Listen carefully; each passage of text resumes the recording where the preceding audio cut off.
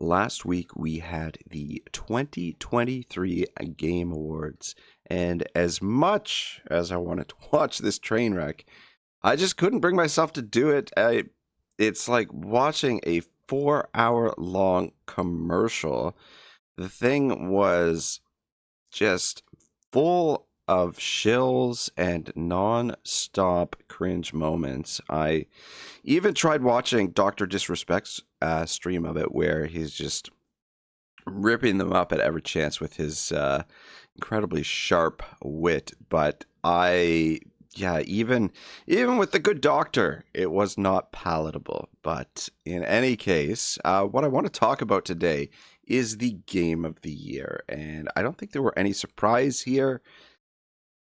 Baldur's Gate 3, it sold the most games this year, and consequently, it won Game of the Year. But giving a game of the year just because it sold the most games, I don't think is necessarily a good reason to give it Game of the Year. Just because something's popular does not make it necessarily good. I mean, you can make the argument that the Barbie movie sold the most movie tickets this year, so therefore it is the movie of the year. I think this is an absurd argument, but in any case, this is just my opinion.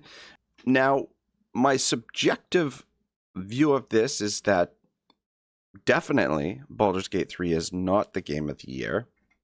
My pick for game of the year is Wartales. Now, this is obviously a biased opinion, but what I want to do for you guys is try and put that bias aside, try and put that subjectivity aside. I mean, if you want to hear me rant about Baldur's Gate 3, by all means, let me know in the comments, and I can put videos like that together, because I could go on for hours about the things that I dislike about the game. But the reason why I haven't done that already is because it would require me to actually play the game more, and I just have zero desire to play it. But anyway, so what I want to do is more of an objective, brief analysis of some readily available information, both from Steam and just some quick Google searches, and see if we can piece together whether or not Baldur's Gate 3 truly deserves to be Game of the Year. All right, let's get into it. All right, the first metric I want to look at is the number of copies sold. Now, I know I said earlier that just because the game has sold a lot of copies doesn't necessarily make it a good game. It makes it a popular game, but doesn't necessarily make it a good game. However, I don't want to discount this completely, because it is a very remarkable achievement, so I definitely want to give credit where credit is due. And Baldur's Gate 3 sold 22 million copies of the game. However, Zelda Tears of the Kingdom sold somewhere in the range of reportedly 19.5 million copies. And I always say, well, that's 2.5 million more copies. What's the more impressive feat? Baldur's Gate 3 is available on PC and Xbox, and I'm not sure, maybe PlayStation as well. But Zelda is only available on one single platform. So to me, the fact that they sold almost as many copies with a limited audience is way more impressive than the 22.5 million. If Zelda was also available on PC, they would have very easily sold more copies, and sold more copies than Baldur's Gate 3. So this fact that they sold the most copies, I think, is more impressive what Zelda was able to do. In any case, let's move on and take a look at some of the actual reviews. First up, let's take a look at Baldur's Gate 3. Now, nothing to bat your eye at. Some very impressive numbers here. 10 out of 10 from IGN, 96% open critic, 4.3 overall ratings, a fair bit of ones in there. And we've got 90% of people liked this video game. Not bad. Not bad at all. Not too shabby. My pick of the for Game of the Year, not quite as favorable. 9 out of 10 on Steam, 83% PC Gamer, 75% Open Critic, which is... 9 out of 10 on Steam, 83%, 75%. However, 94% like this game. So 4% more like this game than Baldur's Gate 3. So, says something. Do we really need to admit? Well, I feel like I'd be remiss if I didn't at least mention Starfield, the sort of pre-release game of the year. 85% open critic, 7 out of 10 on IGN, 3.1 rating, goodness gracious, and 70% of people liked this game. So, yeah, not so good. But here we go. Legend of Zelda, Tears of the Kingdom. 96% on OpenCritic, 10 out of 10 on IGN, 10 out of 10 of ZTGD. So matching Baldur's Gate, pound for pound right there. And tipping the scale with a 4.4 rating out of 5. And then over here, we've got 95% liked this video game, which is a big difference between Baldur's Gate 3 and an additional 5%. And I think this is very telling. So matched up in the reviews, pound for pound, like it or not, Zelda Tears of the Kingdom is the more favorably reviewed game.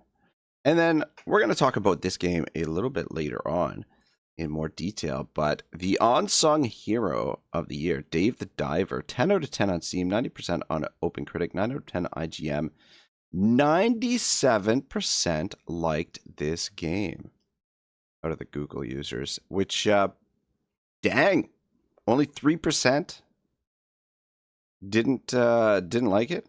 3%. That's impressive right there. That is a very impressive statistic. But anyway, like I said, we're gonna talk about Dave a little bit later on. But I think what we can garner from this is that Tears of the Kingdom has the edge. And again, just as the sales numbers, I think you've really got to give the edge to Tears of the Kingdom. Before we move on from the reviews section, I want to briefly talk about the Steam reviews for a few of these games. Now, it is really unfortunate that we don't have numbers to compare with Zelda Tears of the Kingdom. We just have to go by what we've already looked at. But this will give us a little bit more indication of our actual game of the year. So, first up, Baldur's Gate 3 again. Nothing to shake your head at. The thing that I'm really most interested here is the ratio between positive and negative. And Baldur's Gate 3 comes in at just around 3% negative, which is very good. Very favorable reviews. Next up, Wartales, again, my pick of the year. Unfortunately, we're at about 8% negative ratio, so a little bit worse. And then here we have Starfield. Again, very, 35% negative reviews in comparison to positive. And then, again, our sleeper pick, Dave the Diver, 2.4% negative. Faring better, once again, than Baldur's Gate 3. That's going to do it for the review section of this video. And from what we've looked at, I think we can certainly surmise that objectively, Baldur's Gate 3 is one of the top games of the year.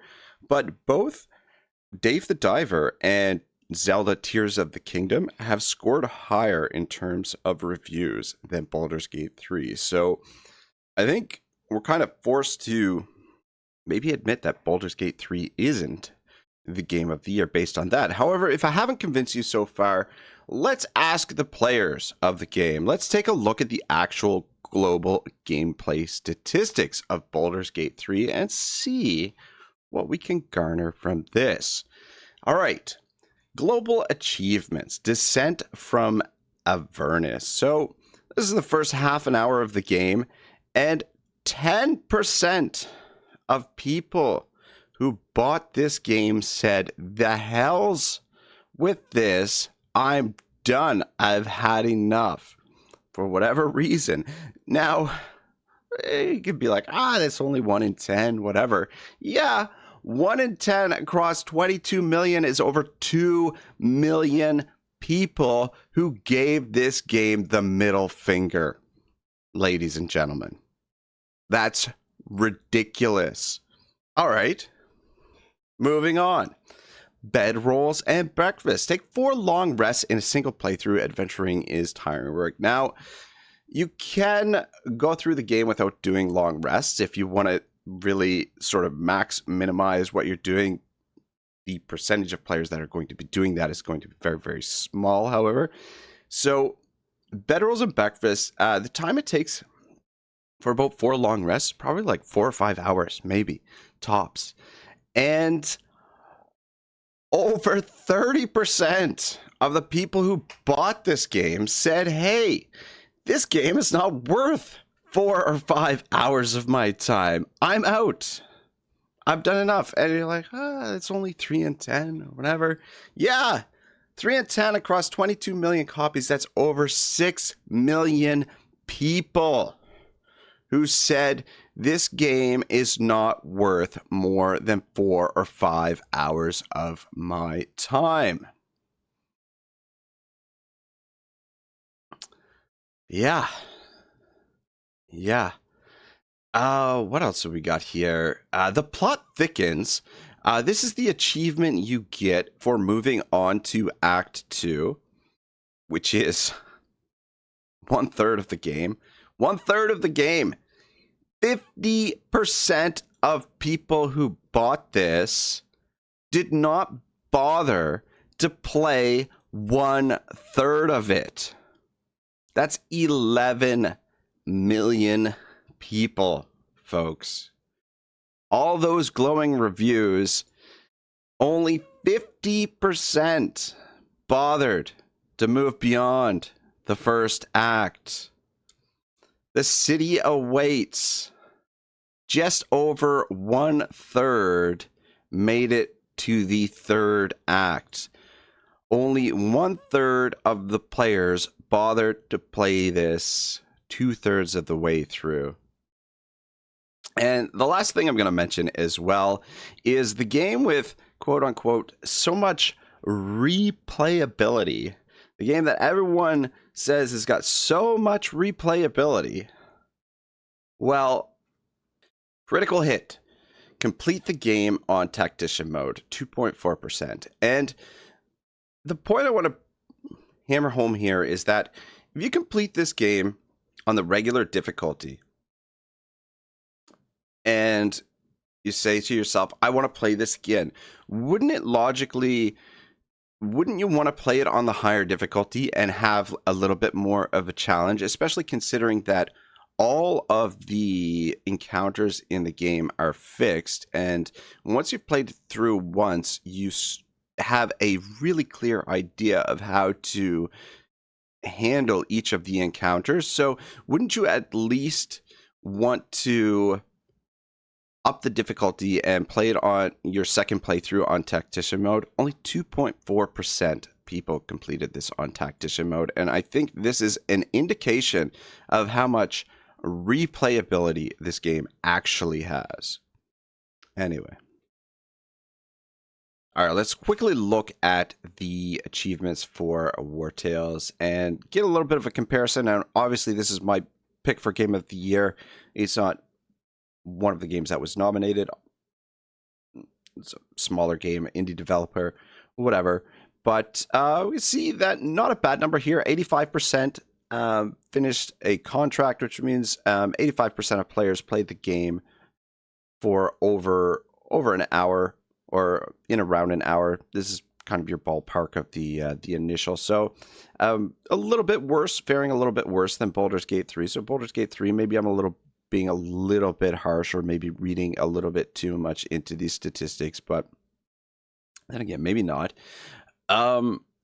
Complete 5 different Taste for Comfort, build 5 different camp tools. 70% almost are playing the game for a few hours at least to complete this.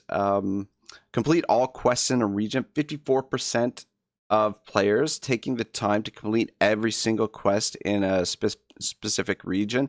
So that's a solid statistic right there. But these achievements don't give us as clear of a view as Baldur's Gate 3, but I mean there is a little bit that we can gather from this. Let's take a look now at Dave the Diver and see how Dave the Diver fares in this respect. All right, so here we can take a look. The initial ones: made first equipment upgrade, completed the gun tutorial. So people playing this for the first hour, a lot of people want to get this stuff done. So very comparable numbers to the first half hour or first hour of Baldur's Gate 3. A lot of people did this stuff, but as we go through these achievements, you can see that the rates are very high for completing these, which indicates that players are sticking through this game to play it through. It's, I would say, pretty impressive scores in terms of completing these achievements. 70% picked up at least 100 items out of the deep sea for the first time. So I don't know. I mean, again, it would be really fantastic to see what sort of percentages people were completing things in Zelda Tears of the Kingdom, because I think if Tears of the Kingdom didn't resemble so closely Breath of the Wild, that it would have hands down been Game of the Year. But because Breath of the Wild and Tears of the Kingdom share a lot of similarities in mechanics and gameplay, that is the main reason why it wasn't given the Game of the Year. However, I don't know how Baldur's Gate 3 gets a free pass on this at the same time, because Baldur's Gate 3 is mechanically and gameplay-wise very, very similar to the Divinity Original Sin series. It's in a lot of ways more Divinity 3 than it is Baldur's Gate 3. But anyway, I mean, that's a much bigger discussion for another time, perhaps. All right, guys, that's all I've got for you today. I hope you enjoyed the video. In summary, I think we have to admit that objectively, Tears of the Kingdom, The Legend of Zelda, is the better game and is the true pick for Game of the Year. It would be nice to have a little bit more statistics to go on, that we could compare these a little bit more to make that pick more definitive. But because we don't have that, I think what we can do is say that objectively, Dave the Diver is the Game of the Year. It beats Baldur's Gate 3 in just about every single metrics and is our sleeper. So I'm going to leave you with this little trailer for Dave the Diver. If you haven't checked it out, guys, give it a try. I think you'll be pleasantly surprised. Sort of a throwback to old school games when games were actually fun. Anyway, I'd love to hear what you guys think. Let me know in the comments. Do you agree with me, disagree with me? Feel like this is not going to be necessarily my most popular video or well-received video, but it was a lot of fun putting it together, and I hope you guys enjoyed it. Don't forget to like, comment, and subscribe. Have a great day. Otto, signing out.